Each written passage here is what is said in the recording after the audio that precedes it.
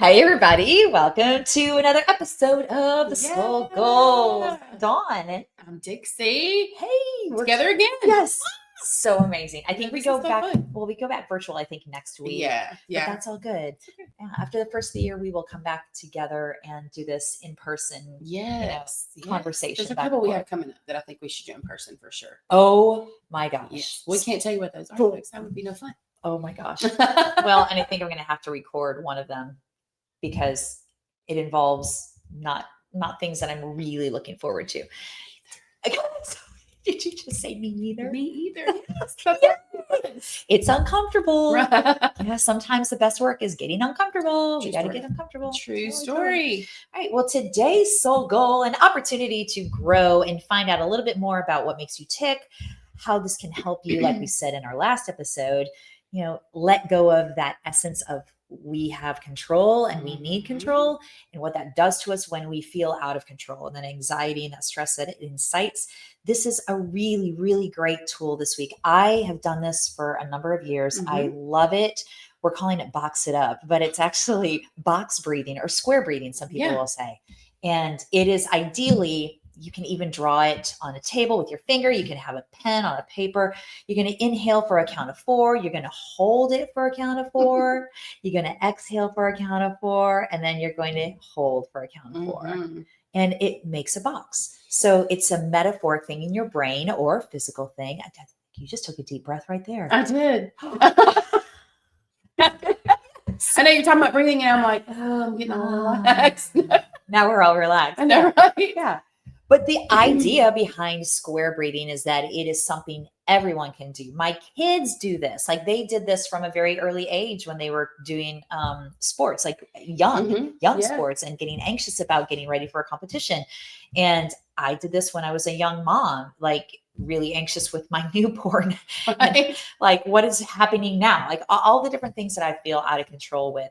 I know in our last episode, you talked about gratitude being a thing that kind of grounds you. I talked about pausing and taking a deep breath, but I want to hear more about how this square breathing works for you, because as simplistic as it is, it also can be a complex thing to stop us when we're in that middle of that craziness and get out of it and actually do it. So yes, I did not know about this until my CrossFit days. I did. I can't remember his name, but he did Seal Fit. He wrote a book called Seal Fit, and it was like this whole program you could do, and it was like workouts for Navy SEALs. We were crazy back then. We didn't have no idea what we were doing. But this was prior to CrossFit, yeah? Well, no, we had done CrossFit. But it was newer. It was newer, yeah. And now I think he's very much in the space of, those hard workouts for, Navy SEALs. Yeah. I had no business doing. But he, in the book, I bought the book, I did the program, I was all in it. Yeah. And I was about 2 weeks in, I was like, I'm not a Navy SEAL. It's okay. I'm very grateful. And now I know why they are such, such amazing. badasses. Yes, that's what I was going to say. I'm going to say badasses. Right. Navy SEALs are badass dudes. They are. And so, Yeah. I was like, we're going to do SEAL Fit. No. One of the things that I'm not SEAL Fit, but one of the things that he talks about in that book is box breathing, because they, if I'm remembering right, they use it to calm their nervous system, like when they're going to do like a mission or something. Yep. And that was my first introduction to it. And so I started because he programmed it after a workout. Okay. You just find a spot, box breathe. And his was 4 the same thing. Yeah. And 4 count. And it really, like, recovery wise, like I would recover from the workout a little quicker because I made myself settle down, so my heart rate came down a little faster than me just being like just dying on the floor. And so, and then when I did my 75 hard, we had to there was one of those phases where I had to do 10 minutes of meditation. Yeah. And I used it during then. Perfect. And then because it helps me be still. I have a really hard time alone stillness. Same. I'm getting better, I think. I've gotten better. But it really does make me stop everything. Mm-hmm. And because I am such a proponent of gratitude, I also used it to like breathe in a gratitude and like hold and then breathe out like a worry or something that was. Oh, wow. So I kind of combined the two. Yeah, you're attaching adjectives and Mhm. verbs to it, Mhm. which is really brilliant. Yeah. So, like I'm really grateful. It could be I'm just grateful for this cup of coffee and I'm sitting here and then I'm going to let go of, anxiety over this day and, stuff like that. So, or what's ahead. Yeah. And then some days it was just nothing going on, just breathing. Yeah. And I think a lot of times that's the easiest place to go to is just be as simplistic as we can be and try to get to that point where you're not worried about anything externally going on around you. So if you, like, our deal was to start each morning, like with 5 to 10 minutes of box breathing. I know for me over the course of this opportunity challenge, it was, it was hard for me to not hit the ground running and like go and sit. I pour my cup of coffee, I go sit in my same space with my computer, and before I open up my computer to start my workday, I was like, I'm not going to open the computer, I'm going to sit here and I'm going to do this box breath. And there were times where I was like, there was nothing other than I'm just going to focus on my breath, that's the only thing that's really in my head. And there were other times where like payroll has to get done, accounts receivable has to get logged, blah blah blah, send an email about yada yada, and if I don't respond now versus 10 minutes from now, the world's going to implode, which is not true. No, right? But you feel that way. Totally. Yeah, totally. The whole world is turning, but if I don't do this right this second, it might just explode. Right. Because again, what we talked about last time, control. I control that. Yeah, I'm a super control freak. Yeah. Not Kindred spirit. This is why we, right. why we match so well. Right. I love it. Sometimes my brain doesn't stop. So part of like the gratitude was to make my brain stop. But then I feel like the more you do it, like anything else, the more you kind of train your brain to, okay, I'm not going to think about things. Yeah. Because I feel like it's probably, even though I did it a couple of days, like breathing in a gratitude and letting go of a worry, that does require some thought. Yeah. So to sit down with just relaxation and breath and settling down your like nervous system before you get going. Yeah. I feel like, there's huge value in that because you said before I open my computer, yes, I've got emails to send. I've got these bills to pay for the business. I've got to pay people and I've got all this stuff to do. Yep. And just to take that minute, or 5 minutes or whatever. Right. So just to settle.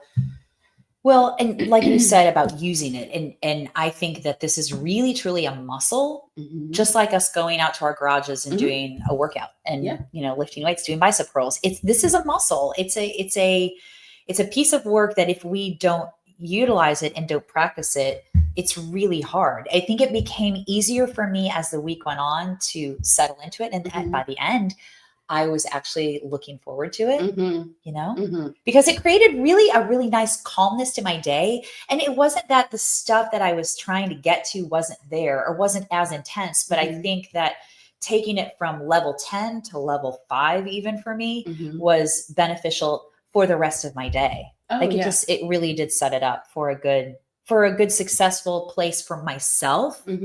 And how I worked through my day and any of the challenges that came up through my day. Right. That may sound really corny. I don't think it sounds corny at all. We were traveling for 3 days of this week. I was traveling for 4 of the 7.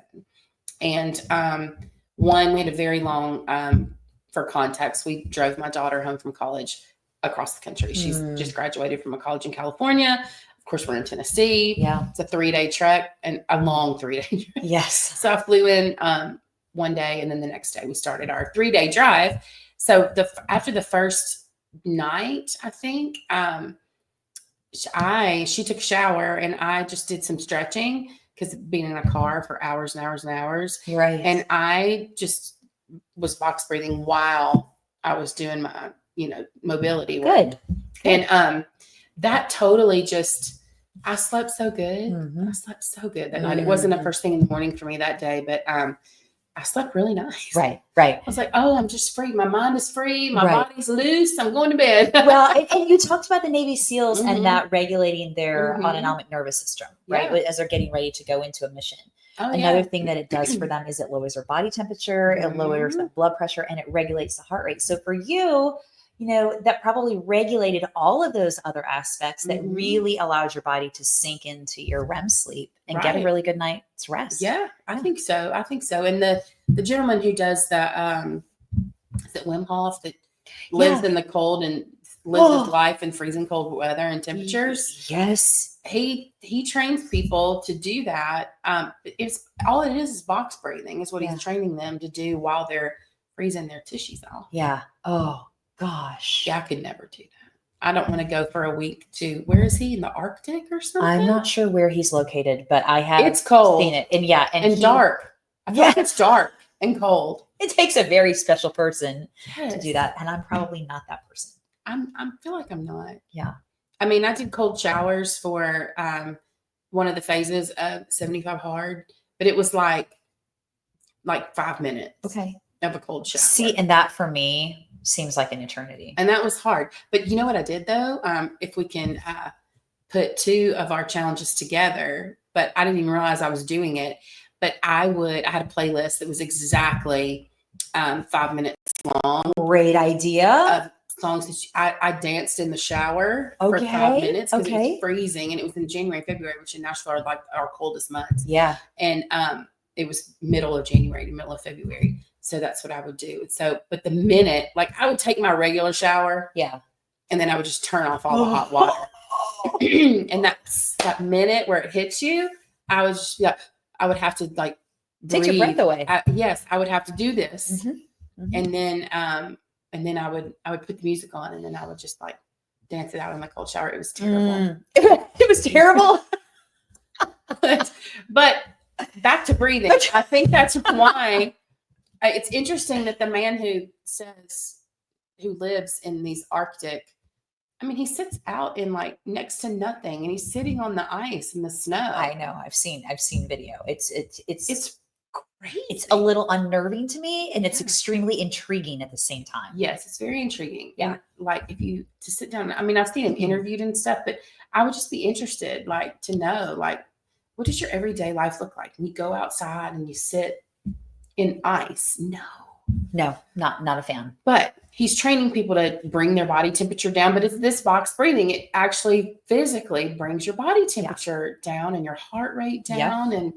And I think the point of it is probably to prepare you to deal with like stress in everyday life. Exactly. I mean, because that's what the Navy SEALs are doing. Yeah. Like you talked about it. That's what they're doing to regulate their nervous system before they go into a really intense situation. You know, I mean, a life-threatening situation.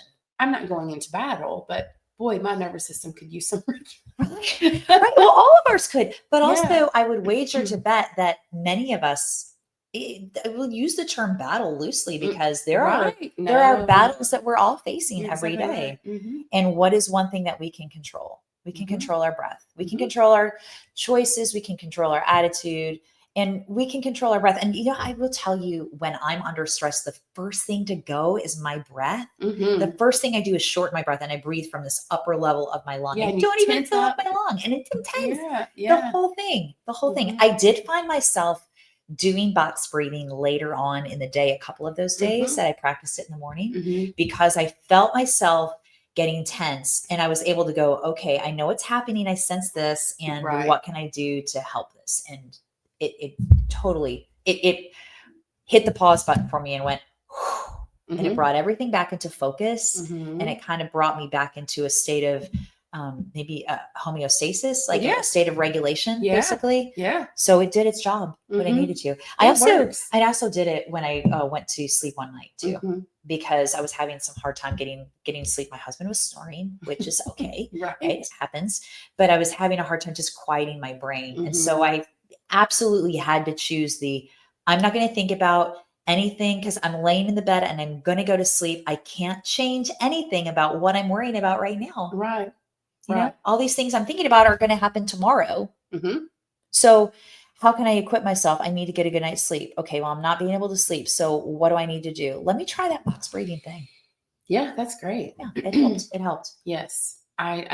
What's funny is when I'm laying in the bed and thinking, okay, and I can't relax, my brain is just running, or my husband's snoring or whatever. There you go. I have fallen asleep Breathing. while Doing breathing. it. Yeah. Mhm. Yeah. So there's, I guess it kind of turns off the all the stimulus. Yes, I it guess. turns down the volume, turns the Mhm. noise down, Yeah.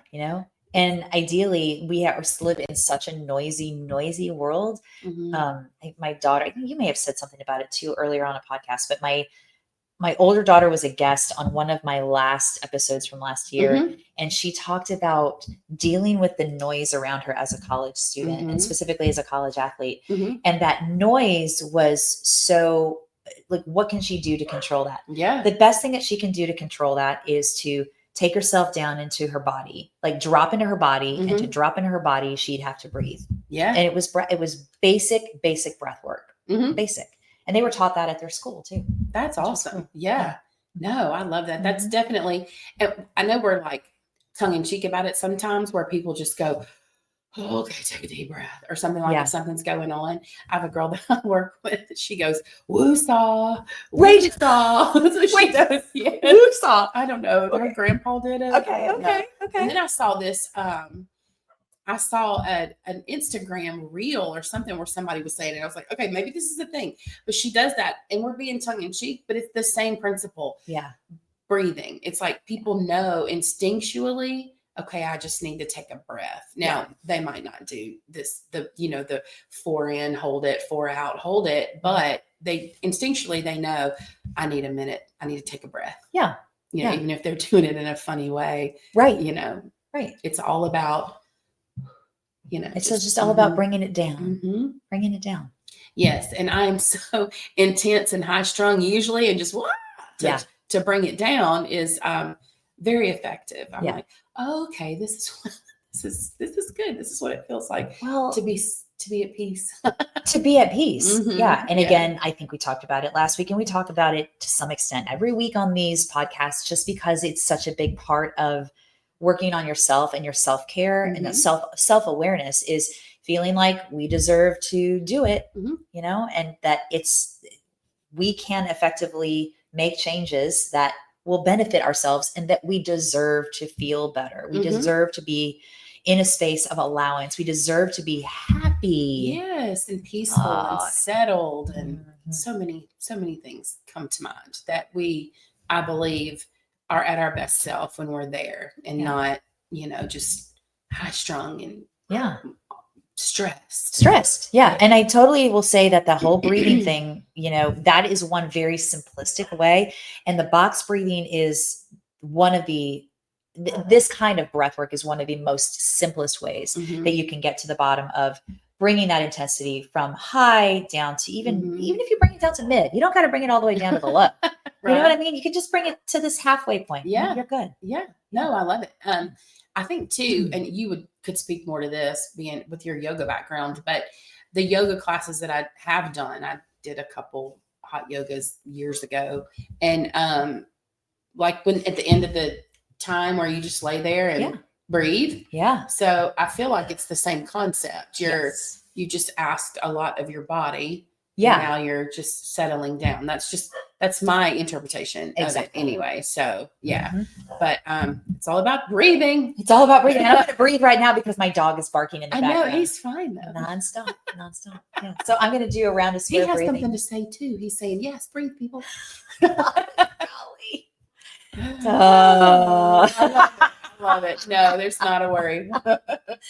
Well, so for the betterment, I'm just suggesting that this would be such a good thing for you to teach the people that you love as well. And they like, again, at the risk of sounding like a cornball and saying, hey, everybody at the table, we're going to breathe before we have our dinner. Or we're going to, we're going to say our prayer, and then we're all going to take a round of box breath. Right. A round of box breathing before you dive in. Right. But you've got so many different things facing you as people in this society that we're living in. There are so many different stressors. And one of the best things that you can do is effectively calm yourself down. And this is one of the easiest, non-expensive ways to do that. Absolutely. I do think it's valuable for settling in at the night, but I love it as part of a morning routine. Yeah. Too. I love my morning routine.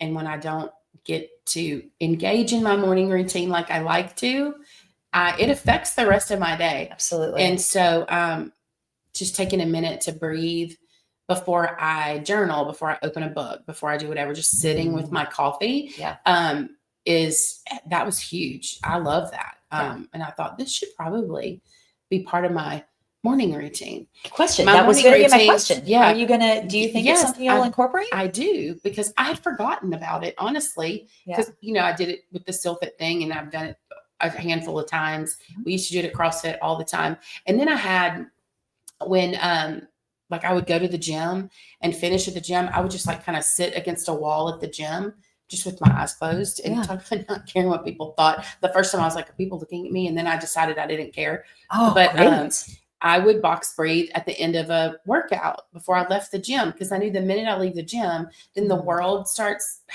you get busy. You got stuff you're doing. So, yes. But as far as my morning routine goes, what I was saying is I had forgotten about this until you had it as one of our activities, or what we're calling these challenges, exercises. Yeah. But I thought this should be part of my morning routine. Yeah. And my morning routine keeps growing. So I'm going to have to start getting up earlier. Well, and here, I'm not a morning person. Don't do However, that. though, but I saw this statistic. Okay.